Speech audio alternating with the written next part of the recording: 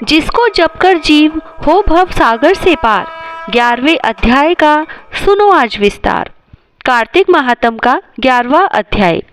एक बार सागर पुत्र जलंधर अपनी पत्नी वृंदा सहित असुरों से सम्मानित हुआ सभा में बैठा था।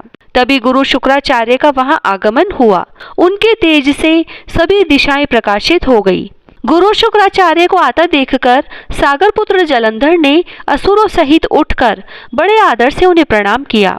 गुरु शुक्राचार्य ने उन सबको आशीर्वाद दिया। फिर जलंधर ने उन्हें एक दिव्य आसन पर बैठाकर स्वयं भी आसन ग्रहण किया। फिर सागर पुत्र जलंधर ने उनसे विनम्रता पूर्वक पूछा, हे गुरुजी, आप हमें यह बताने की कृपा करें कि राहु का सिर किसने काटा था। इस पर दैत्य गुरु शुक्राचार्य ने विरोचन पुत्र हिरण्यकश्यपु और उसके धर्मात्मा पौत्र का परिचय देकर देवताओं और असुरों द्वारा समुद्र मंथन की कथा संक्षेप में सुनाते हुए बताया, जब समुद्र से अमृत निकला तो उस समय देवरूप बनाकर राहु भी पीने बैठ गया। इस पर इंद्र के पक्षपाती भगवान विष्णु ने राहु का सिर काट डाला। अपने गुरु के मुख से इस प्रकार के वचन सुनकर जालंधर के क्रोध की सीमा न रही। उसके नेत्र लाल हो गए। फिर उसने अपने धस्मर नामक दूत को बुलाया और उसे शुक्राचार्य द्वारा सुनाया गया वृत्तांत सुनाया। तत्पश्चात उसने धस्मर को आज्ञा दी कि तुम शीघ्र ही इंद्रपुरी में जाकर इंद्र को मेरी शरण में ले आओ। धस्मर जलंधर का बहुत ही आज्ञाकारी एवं निपुण दूत था। वह जल्द ही इंद्र की सुधर्मा नामक सभा में जा पहुंचा और जलंधर के शब्दों में इंद्र से बोला, हे देवता धाम, तुमने समुद्र का मंथन क्यों किया और मेरे पिता के समस्त रत्नों को क्यों ले लिया? ऐसा करके तुमने अच्छा नहीं किया। यदि तू अपना भला चाहता है तो उन सब रत्नों एवं देवताओं सहित मेरी शरण में आ जा, अन्यथा मैं तेरे राज्य का ध्वंस कर दूंगा। इसमें कुछ भी मिथ्या नहीं है। इंद्र बहुत विस्मित हुआ और कहने लगा, पहले मेरे भय से सागर ने सब पर्वतों को अपनी कुक्षी में क्यों स्थान दिया और उसने मेरे शत्रु दैत्यों की क्यों रक्षा की? इसी कारण मैंने उनके सब रत्न हरण किए हैं। मेरा द्रोही सुखी नहीं रह सकता, इसमें संदेह नहीं है। इंद्र की ऐसी बात सुनकर वह दूत शीघ्र ही जालंधर के पास आया और सब बातें कह सुनाई। उसे सुनते ही वह दैत्य मारे क्रोध के अपने ओष्ठ फड़फड़ाने लगा और देवताओं पर विजय प्राप्त करने के लिए उसने उद्योग आरंभ किया। फिर तो सब दिशाओं और पाताल से करोड़ों करोड़ों दैत्य उसके पास आने लगे। शुंभ निशुंभ आदि करोड़ों सेनापतियों के साथ जलंधर इंद्र से युद्ध करने लगा। शीघ्र ही इंद्र के नंदन वन में उसने अपनी सेना उतार दी। वीरों की शंख ध्वनि और गर्जना से इंद्रपुरी गूंज उठी। अमरावती छोड़ देवता उससे युद्ध करने चले। भयानक मारकाट हुई। असुरों के गुरु आचार्य शुक्र अपनी मृत संजीवनी विद्या से और देवगुरु बृहस्पति द्रोणागिरी से औषधि लाकर जिलाते रहे। इस पर जालंधर ने क्रुद्ध होकर कहा कि मेरे हाथ से मरे हुए देवता जी कैसे जाते हैं? जिलाने वाली विद्या तो केवल आपके पास है। इस पर शुक्राचार्य ने देवगुरु द्वारा द्रोणाचार्य से औषधि लाकर देवताओं को जिलाने की बात कह दी। यह सुनकर जालंधर और भी कुपित हो गया। फिर शुक्राचार्य जी ने कहा, यदि शक्ति हो तो द्रोणागिरी को उखाड़कर समुद्र में फेंक दो, तब मेरे कथन की सत्यता प्रमाणित हो जाएगी। इस पर जालंधर कुपित होकर जल्द ही द्रोणागिरी पर्वत के पास पहुंचा और अपनी भुजाओं से पकड़कर द्रोणागिरी पर्वत को उखाड़कर समुद्र में फेंक दिया। और यह तो भगवान शंकर का तेज था, इसमें जालंधर की कोई विचित्रता नहीं थी। तत्पश्चात यह सागर पुत्र युद्ध भूमि में आकर बड़े तीव्र गति से देवताओं का संहार करने लगे। जब द्रोणाचार्य जी औषधि लेने गए तो द्रोणाचल को उखड़ा हुआ शून्य पाया। वह भयभीत हो देवताओं के पास आए और कहा कि युद्ध बंद कर दो, जालंधर को अब नहीं जीत सकोगे। पहले इंद्र ने शिवजी का अपमान किया था। यह सुन देवता युद्ध में विजय की आशा त्याग कर इधर उधर भाग गए और सिंधुसुत निर्भय हो अमरावती में घुस गया। और इधर इंद्र आदि सभी देवताओं ने गुफाओं में शरण ली। ओम नमो भगवते वासुदेवाय। 11वां अध्याय समाप्त। जय श्री राधे। कार्तिक की कहानी। 2 सास बहुएं थी। कार्तिक मास आया तो सास बोली, मैं कार्तिक स्नान के लिए तीर्थ जाना चाहती हूँ। बहू बोली, मैं भी चलूंगी। सास बोली, तू अभी बहुत छोटी है, अभी मुझे जाने दे। सासू तीर्थ गई तो बहू कुमार के से 35 कुंडे ले आई। रोज एक कुंडा भर कर रखती। उधर गंगा में सासू जी की नथ गिर गई। बहू कुंडे में नहाती हुई बोली, सासू नहावे उंडे, मैं नहाऊं कुंडे। इतने में गंगा की धारा कुंडे में आ गई, साथ में सासू जी की नथ भी आ गई। बहू ने नथ पहचान ली और अपनी नाक में पहन ली। महीना पूरा हुआ, सासू जी आई, बहू सामे लेने लगी तो सास नथ देखकर बोली कि तू यह कहाँ से लाई? तो बहू बोली, यह तो मेरे कुंडे में गंगा की धारा के साथ आ गई। पर सास ने कुछ ध्यान नहीं दिया। फिर सास बोली कि मुझे ब्राह्मण भोज करना है। तो बहू बोली कि सासू जी 2 ब्राह्मण मेरे भी जिमा दो, मैंने भी कार्तिक स्नान किया है। तब सास ने कहा कि तूने कहाँ कार्तिक स्नान किया? तो बहू बोली, ऊपर चलो मैं आपको बताती हूँ। ऊपर गए तो देखा सारे कुंडे सोने के हो गए। बहू बोली, मैं रोज कुंडा भर कर रखती और सुबह जल्दी उठकर नहाती और उल्टा करके रख देती।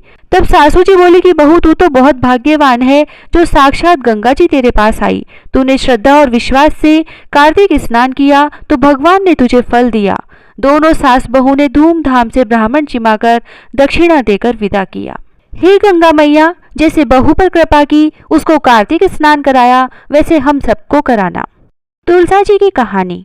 कार्तिक के महीने में सब कोई तुलसा माता को सींचने जाती। सब कोई तो सींच के आ जाती, पर एक बुढ़िया माई आती और तुलसा माता से रोजाना कहती, तुलसा माता सत की दाता, मैं बिड़ला सींचू तेरा, तू कर निस्तारा मेरा। तुलसा माता अड़ुआ दे, लडुआ दे, पीतांबर की धोती दे, मीठा मीठा ग्रास दे, बैकुंठ का वास दे, चटके की चाल दे, पटके की मोत दे, चंदन का काठ दे, झालर की झिनकार दे, साई का राज दे, दाल भात का जीमन दे, 11 का दिन दे, कृष्ण का कांधा दे। इतनी बात सुनकर तुलसा माता सूखने लगी। भगवान ने पूछा कि तुम्हारे पास तो इतनी औरतें आती हैं, तुम्हें जिमाती है, गाती हैं, तो भी तुम कैसे सूखने लगी? तुलसा माता ने कहा कि एक बुढ़िया माई आती है जो रोजाना इतनी बात कहकर जाती है। मैं और तो सब कुछ दे दूंगी, पर आप कृष्ण जी का कांधा कहाँ से दूंगी? थोड़े दिन बाद बुढ़िया माई मर गई। सब कोई उसको उठाने लगे, पर वह इतनी भारी हो गई कि उठे ही नहीं। सब कोई कहने लगे कि पाप घाट की माला फेरती थी जिससे इतनी भारी हो गई। भगवान बूढ़े ब्राह्मण का रूप धारण करके आए। सबसे पूछने लगे कि इतनी भीड़ क्यों हो रही है?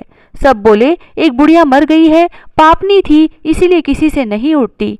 तब भगवान बोले कि इसके कान में मुझे एक बात कहने दो तो यह उठ जाएगी। सबने कहा, तू भी अपने मन की निकाल ले। भगवान ने जाकर उसके कान में कहा, बुढ़िया माई तू बिड़ला सींचे मेरा, मैं करूँ निस्तारा तेरा। बुढ़िया माई अड़ुआ ले, गड़ुआ ले, पीतांबर की धोती ले, पटके की मोद ले, मीठा मीठा ग्रास ले, बैकुंठ का वास ले, चटके की चाल ले, चंदन का काठ ले, झालर की झिनकार ले, साई का राज ले, दाल भात का जीमन ले, कृष्ण का कांधा ले। इतना सुनते ही बुढ़िया माई हल्की हो गई। भगवान उसे कांधे पर ले गए और उसकी मुक्ति हो गई। हे तुलसा माता, जैसा उसकी मुक्ति करी ऐसा हमारी करियो, जैसा उसको कांधा दिया वैसे सबको दियो। लपसी तपसी की कहानी। एक लपसी था, एक तपसी था। तपसी तो भगवान की तपस्या करता। लपसी रोजाना 1.25 सेर का हलवा बनाकर भगवान को भोग लगाकर टाली हिलाकर जीम लेता। एक दिन दोनों में झगड़ा हो गया। लपसी बोला मैं बड़ा, तपसी बोला मैं बड़ा, क्योंकि मैं भगवान की तपस्या करता हूँ। नारद जी बोले कि तुम्हारा फैसला मैं करूँगा। दूसरे दिन तपसी नहाकर आने लगा तो नारद जी ने 1.25 करोड़ का मुंदड़ा तपसी के आगे गिरा दिया। उसने आंख खोलकर देखा तो मुंदड़ा पड़ा था। उसने उठाकर पैर के नीचे दबा लिया और तपस्या करने लगा। उधर लपसी ने 1.25 सेर का हलवा बनाकर भगवान को भोग लगाकर टाली हिलाकर जीम लिया। इतने में नारद जी आए और दोनों को अपने पास बैठाया। दोनों पूछने लगे कि कौन बड़ा है। नारद जी ने तपसी से कहा कि अपना पांव हटा। पांव हटाते ही मुंदड़ा निकला। तब नारद जी बोले कि मुंदड़ा चुराने से तेरी तपस्या भंग हो गई है, इसीलिए लपसी बड़ा है। तपसी कहने लगा कि मुझे मेरी तपस्या का फल कैसे मिलेगा? नारद जी बोले कि तेरी तपस्या का फल कार्तिक नहाने वाली देंगी। सब कहानी कहकर तेरी कहानी नहीं कहेंगी तो कार्तिक का फल तुझे हो जाएगा। धोती देकर अंगोछा नहीं देंगी, सीधा देकर दक्षिणा नहीं देंगी, ब्राह्मण चिमाकर दक्षिणा नहीं देंगी, दीवा चास कर हाथ न जोड़े तो तेरा पुण्य होगा। कपड़ा दे के बटन न लगावे, दाहिने हाथ नाड़ा बांधे तो सबका फल तुम्हें हो जाएगा। और इतना कहकर नारद जी चले गए। लपसी को फल लपसी ने हो जो, तपसी को फल तपसी ने हो जो, माँ की कथा कहानी को फल माँ ने हो जो। पीपल पथवारी की कहानी। एक गुजरी थी, उसने अपनी बहू से कहा कि तू दूध दही बेच के आ। वह बेचने गई तो रास्ते में औरतें पीपल पतवारी सींच रही थी। उनको सींचता देखकर बहू ने पूछा कि तुम यह क्या कर रही हो। औरतें बोली कि हम पीपल पतवारी सींच रही हैं, इससे अन्न और धन होता है, 12 वर्ष का बिछड़ा हुआ पति मिल जाता है। बहू बोली, ऐसी बात है तो तुम तो पानी से सींचती हो, मैं तो दूध से सींचूंगी। अब तो गुजरी बहू रोजाना दूध दही बेचने ही नहीं जाती, वह रोजाना दूध तो पीपल में और दही पतवारी में सींचती। सास दूध दही का दाम मांगती तो कह देती कि महीना पूरा हो जाने पर दे दूंगी। कार्तिक का महीना पूरा हो गया, पूनम का दिन आया। बहू पीपल पतवारी के पास जाकर बैठ गई। पतवारी ने पूछा कि तुम मेरे पास क्यों बैठ गई? तब बहू बोली कि सासू दूध दही का दाम मांगेगी। पीपल पतवारी बोली कि मेरे पास क्या दाम रखा है, ये भरा डिंडा पान पतूरा है, इसको ले जा। बहू ने वही ले जाकर कोठरी में रख दिया और डर के मारे कपड़ा ओढ़कर सो गई। सासू बोली कि बहू पैसे ला। बहू बोली कि कोठरी में रखा है। सासू ने कोठरी खोल के देखी तो हीरा मोती जगमगा रहे हैं। सासू बोली कि बहू इतना धन कहाँ से लाई? बहू ने आकर देखा तो सच्ची में ही धन भरा हुआ है। बहू ने सासू को सारी बात बता दी। सास ने कहा कि अब की कार्तिक में मैं भी पतवारी सींचूंगी। कार्तिक आया, सास दूध दही तो बेचकर आ जाती और हांडी धोकर पीपल पतवारी में चढ़ा देती। आकर बहू से कहती कि मेरे से दाम मांग। तब बहू कहती, सासू जी कोई बहू भी दाम मांगती है क्या? पर सासू कहती कि तू मांग। बहू बोली कि सासू जी पैसे लाओ, तो वह पीपल पतवारी के पास जाकर बैठ गई। पीपल पतवारी ने सासू को भी पान पतूरा भरा डिंडा दे दिया। उसने वही ले जाकर कोठरी में रख दिया। बहू ने खोलकर देखा तो उसमें कीड़े मकोड़े बिलबिला रहे हैं। बहू ने कहा, सासू जी यह क्या है? तब सास ने आकर देखा और बोलने लगी कि पीपल पतवारी तो बड़ी दोगली पटपीटन है, इसको तो धन दिया और मुझको कीड़ा मकोड़ा दिया। तब सब कोई बोलने लगे कि बहू तो सत की भूखी सींचे थी, तुम धन की भूखी सींची। हे पतवारी माता, जैसा बहू को दिया वैसा सबको देना, जैसा सास को दिया वैसा किसी को मत देना। विनायक जी की कहानी। एक बुढ़िया माई थी, वह मिट्टी के गणेश जी की पूजा करती थी। वह मिट्टी के गणेश जी रोज बनाती, रोज गल जाते। सामने एक सेठ का मकान बन रहा था तो वह वहां जाकर बोली कि पत्थर का गणेश बना दो। मिस्त्री बोले, जितने में हम तेरा पत्थर का गणेश गढ़ेंगे उतने में अपनी दीवार न चीनेंगे। बुढ़िया बोली कि राम करे तुम्हारी दीवार टेढ़ी हो जाए। अब उनकी दीवार टेढ़ी हो गई। वो बनावे और ढा देवे, बनावे और ढा देवे। इस तरह करते करते शाम हो गई। शाम को सेठ आया और उसने कहा, आज कुछ भी काम नहीं किया। तो मिस्त्री कहने लगे कि एक बुढ़िया आई थी, वो कह रही थी कि मेरा पत्थर का गणेश गढ़ दो। हमने नहीं गढ़ा तो उसने कहा कि तुम्हारी दीवार टेढ़ी हो जाए, जब से दीवार सीधी ही नहीं बन रही। सेठ ने बुढ़िया को बुलवाया और कहा कि हम तुझे सोने का गणेश मंड देंगे, हमारी दीवार सीधी कर दो। सेठ ने बुढ़िया को सोने का गणेश मंडवा दिया और सेठ जी की दीवार सीधी हो गई। हे विनायक जी महाराज, जैसे सेठ की दीवार सीधी करी वैसे सबकी करना। कहता न सुनता न हुकारा भरता ने सारे परिवार की रक्षा करना। हे कार्तिक महाराज, सबकी मनोकामनाएं पूरी करना, सबकी रक्षा करना। जय श्री राधे। तुलसी महारानी नमो नमो, हर की पटरानी नमो नमो।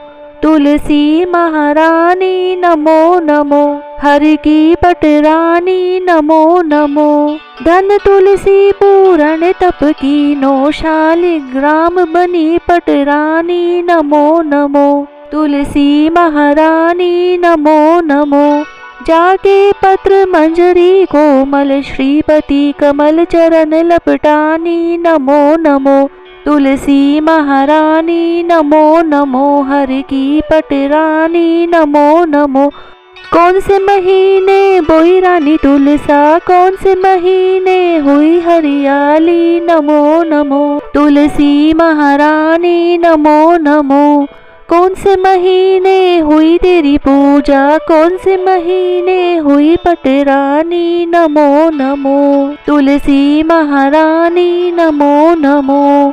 आषाढ़ मास बोई रानी तुलसा, सावन मास हुई हरियाली नमो नमो। तुलसी महारानी नमो नमो। कार्तिक मास में हुई तेरी पूजा, मंगसिर मास हुई पटरानी नमो नमो। तुलसी महारानी नमो नमो। धूप दीप नैवेद्य आरती पुष्पन की वर्षा बरसानी नमो नमो तुलसी महारानी नमो नमो 56 भोग 3600 व्यंजन बिन तुलसा हरि एक नमानी नमो नमो तुलसी महारानी नमो नमो। जो तुलसी को सवेरे गाए श्री कृष्ण के दर्शन पाए नमो नमो तुलसी महारानी नमो नमो। जो तुलसी को दोपहर में गाए खीर खांड का भोग लगाए नमो नमो तुलसी महारानी नमो नमो। जो तुलसी को सांझ में गाए श्री कृष्ण की आरती उतारे नमो नमो तुलसी महारानी नमो नमो। जो तुलसी को रात में गाए श्री कृष्ण के चरण दबाए नमो नमो तुलसी महारानी नमो नमो। सभी सखी मैया तेरो यश गावे भक्ति दान दीजिए महारानी नमो नमो तुलसी महारानी नमो नमो तुलसी महारानी नमो नमो हरि की पटरानी नमो नमो।